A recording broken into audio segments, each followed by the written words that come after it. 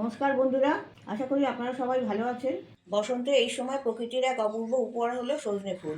আমরা অনেকেই সজনে ডাঁটা খেতে পছন্দ করি, কিন্তু এর ছোট্ট সাদা ফুলগুলো স্বাদেও গুণে অনন্য।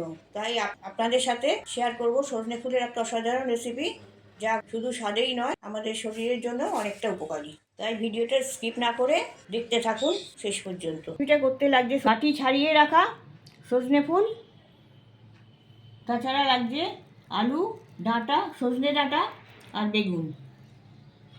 ওভেনে কড়া বসিয়ে 2 টেবিল চামচ সাদা তেল দিয়ে দিচ্ছি। তেলটা গরম হয়ে গেছে, 1 মুঠো মুসুর ডালের বড়ি ভেজে নিচ্ছি।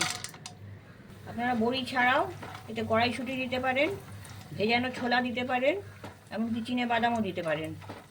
বড়িগুলো ভাজা হয়ে গেছে, আমি তুলে নিচ্ছি। এবার ওই তেলেই একটা শুকনো লঙ্কা আধখানা করে ভেঙে ফোড়ন দিয়ে দিচ্ছি।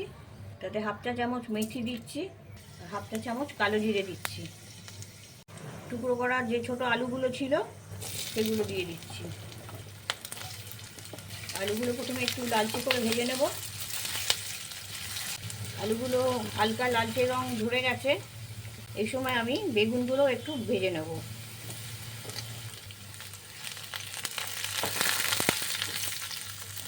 আলু আর বেগুন লালচে রং ধরে গেছে, এবার ডাঁটাগুলো আছে সেই ডাঁটাগুলো দিয়ে দিচ্ছি।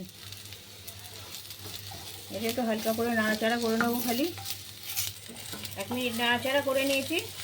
যে সজনে ফুলগুলো আমি ধুয়ে রেখেছিলাম পরিষ্কার করে, সেগুলো দিয়ে দিচ্ছি। এগুলো আমি 1 মিনিট ভেজে নেব। এই সজনে ফুল আমাদের স্বাস্থ্যের পক্ষে ভীষণ উপকারী। এতে প্রচুর পরিমাণে ভিটামিন সি আছে, অ্যান্টিঅক্সিডেন্ট আছে, যা আমাদের শরীরে ইমিউনিটি বাড়াতে সাহায্য করে। তাছাড়া বসন্ত রোগ প্রতিরোধ করতে সাহায্য করে, আর এটা হজম শক্তিও বৃদ্ধি করে। তাছাড়া এতে ক্যালসিয়াম, পটাশিয়াম এবং আয়রন রয়েছে, যা আমাদের হাড়ের জন্যে খুবই ভালো। ফুলগুলো ভাজা হয়ে গেছে, এবার আমি 1 কাপ জল দিয়ে দিচ্ছি।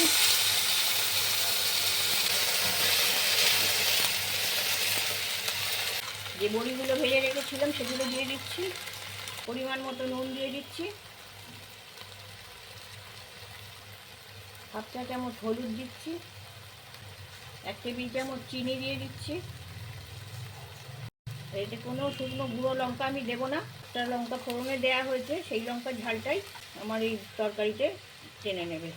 এটা ফুটতে শুরু করেছে, আমি একটু ঢাকাটা দিয়ে দিচ্ছি 5 মিনিট মতন, যাতে আলুটা ভালোভাবে গলে যায়।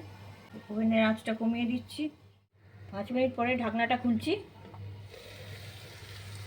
জলটা সব শুকিয়ে গেছে, নাড়াচাড়া করে নিচ্ছি। দেখে নিতে হবে যে সবজিগুলো আমার গলে গেছে কিনা। দেখে নিই, একটু গলে গেছে, ভেঙে যাচ্ছে আলু। আমার জলটাও শুকিয়ে গেছে, সবজিগুলোও গলে গেছে। আমার এই সজনে ফুল দিয়ে ভাজিটা আমি করছি, সেটা আমার তৈরি হয়ে গেছে। কিন্তু আর একটা জিনিস আমি দিয়ে দেবো এবার, সেটা হচ্ছে একটা ভাজা মশলা আমি করে রেখেছিলাম। 1 চা চামচ ধনে, 1 চা চামচ জিরে, একটা শুকনো লঙ্কা আর 2টো ছোটো এলাচ আর একটা ডালচিনির টুকরো দিয়ে ভাজা মশলা করে রেখেছিলাম। 1 চা চামচ ভাজা মশলা দিয়ে দিচ্ছি।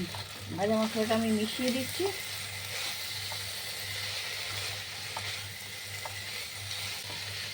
আমাদের সজনে ফুলের সবজিটা তৈরি হয়ে গেছে। ওভেনটা আমি এবার বন্ধ করে দিচ্ছি। এটা ভাত দিয়ে খেতে যেমন দারুণ লাগবে, তেমনি এটা শরীরের পক্ষেও ভীষণ উপকারী।